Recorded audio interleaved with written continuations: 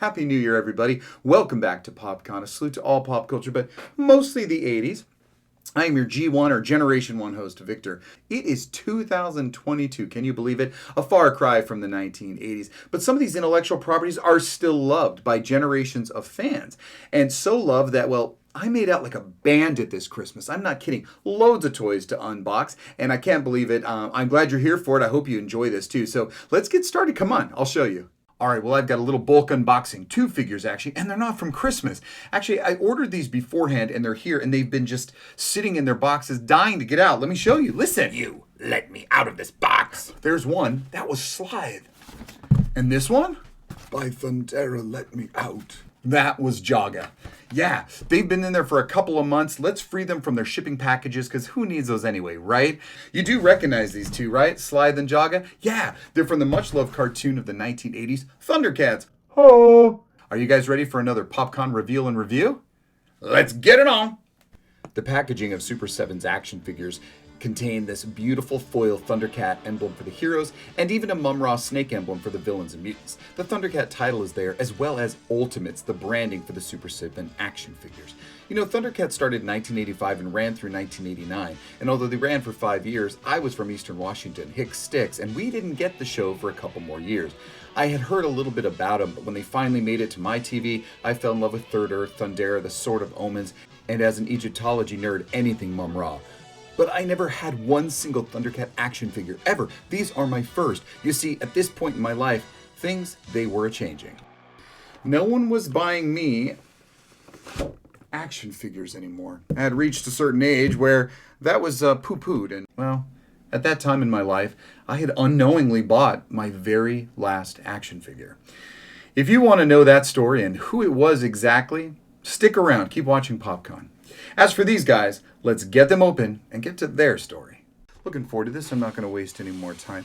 As you can tell with Super7's Ultimates, which is the company and the branding they have for this, Jaga here looks fantastic, and he includes a Sword of Omens full size, the dagger sized at his side, as well as an alternate hand with some power. And then there is some great new heads, the unhelmeted head right there, which we'll look at very close. And then from what I gather, the other head is old Jaga. So when he piloted the ship and sacrificed himself, he had aged. So that is probably the old Jaga head, which I actually might put him on the shelf like, because that is what I remember him to be like, as well as when he appeared in his spirit form. So there we go. There is Jaga. Oh, looks like he's got actually 4 hands. If you look right there, he's got 4 different hands you can use. So that's a lot going on. Plus he's got a cape. Oh, the cape. There is a pliable, kind of a rubbery one, and there's also a fabric one. So we'll take a look at that in just a minute close up. So that's pretty awesome. As for Slide, he is shown on his box with Mum-Ra's symbol. He is a member of the Mutants. They chased the Thundercats down there, and I'll read his bio later. But you saw the back of the box there. Slide is so cool. He looks so much like, that's funny, Rankin and Bass made it, but there was an animated version of the Lord of the Rings movie. Have you ever seen that? It's from the 70s.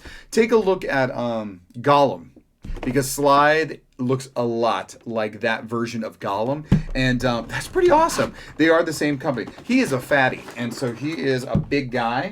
He's got a big box. He's got pieces falling out. I don't know, I lost one already. What did fall out, though, was his spare head. So he does have a head that's more of a snarling, talking one, as well as, of course, the one he comes with on, which is his static face.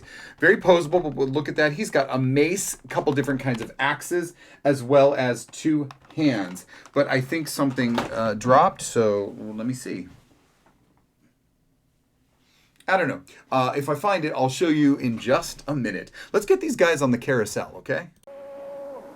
I am Lion-O, Lord of the Thundercats, reminding you should subscribe to PopCon right now. And I'm Snarf, telling you, don't tease us, like us, and comment too.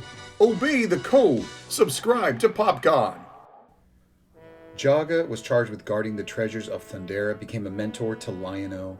During the destruction of their planet, Jaga led the exodus of refugees, sacrificing himself to pilot their flagship to Third Earth, and appears in spirit form to guide an adult Lion-O. Here we see him in his cloth cape, as well as a helmeted head with a beard that goes right up to his bottom lip. Now, here is the version in the plastic pliable cape. Doesn't bend. It's more for static poses. But here is the helmetless head. This head happens to have more detail in the eyebrows as well as the cat eyeliner, but still has the beard that goes right up to that bottom lip, just like that last helmeted head. Now, I went ahead and switched out the next one, both the cape back to the wire cape. I really like this wire material cape because it does give you the ability to pose it in action. I think all the extra hands are a little much, but this alternate hand has the magic cloth that he clothes all the naked Thundercats in to avoid sensor problems. I've switched out one of the hands to hold the sword and the other helmeted head, which has more detail and a beard that doesn't go to the lip. It's like our jaguar friend in spirit form.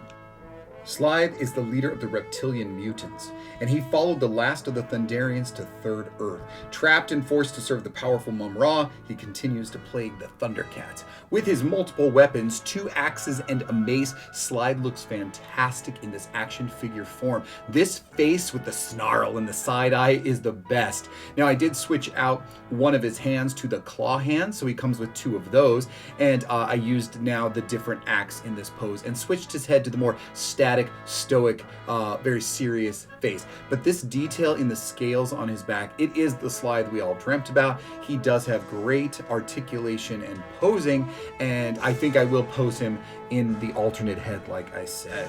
Speaking of posability, these are incredible, especially that side leg articulation. Going up that far, he can do the freaking splits. So much better than G.I. Joe Classified and especially Moto Origins, but he does have great rotation at the calves. He has the swivel foot. He even has waist, and that is the best chest articulation I've seen in an action figure. I gotta say, Super7 hit this out of the park. They're probably very much like Masters of the Universe Classics, but the articulation allows me so many poses, and it's barely any different with Slithe. The only thing I noticed with Slithe, because he has everything, wrist, forearm, oh, and that head ball joint is phenomenal, is that he doesn't have the chest articulation. He does have waist back and forth, but he doesn't really have any chest. That tail is wonderful, but those legs, as squatty as they are, they have full rotation. You can pose this guy with all that weaponry very well. As an adult collector, something I love to do is compare the toys of today and yesterday. Here is Jaga today, here is Jaga yesterday, and here's what he looked like in the animated cartoon.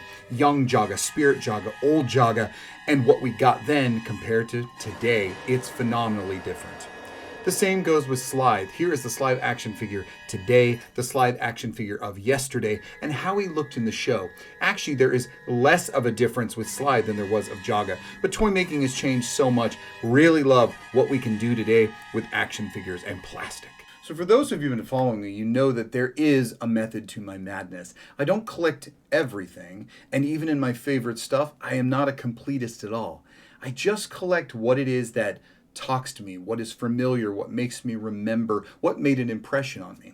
And when I think back to these 80s franchises, a lot had to do about the look. So how I represent things, I've talked before, when I represent live action things, I do that different than I do for cartoons. It matters if I had the toys first or I saw the cartoon first or even had the toy. So Thundercats, like Gem and the Holograms, another famous and one of my favorite cartoons, I never owned a toy. I actually had seen the cartoon, and that's what really got my imagination going. But it was the opening credits. Do you guys remember the Thundercats opening credit? It was sharp. It was special effect laden. The animation was so on point. Just like Gem, the opening credits, the title sequence is done with perfection to the model sheet, with a lot of shading and lights and special effects. You've never seen the animation better. Like when you watch the episodes, I think you and I all know, there were so many inconsistencies in colors and even voice and mouths not moving. But the opening credits, they are incredibly and beautiful. So when it came to representing something I've never had before, I decided that I would get the Super7 because they have that great look that is reminiscent of the opening title sequence. So yeah, there is a method to why I pick what I do, and I'm not going to get every character. There were some stupid ass characters in Thundercats, but for the most part, it is those main ones that sparked my imagination. I collect them today. I'm so excited to have these guys on my shelf. They look fantastic, and I will get more as soon as I can. I just won't get them all. All right, now some of you out there saw my last show during Christmas, 1983, the most dangerous Christmas ever. So it's about the Cabbage Patch craze, and it was awesome. If you haven't seen it, check it out. It was a lot of fun. And as we start the new year, PopCon's got more toys to unveil, but a lot more interesting content, very similar to what you got in the Cabbage Patch video. There's so much to talk about from that era, and I am a Gen Xer. So please join me. I hope you loved this. Stay tuned for more toys. Until next time.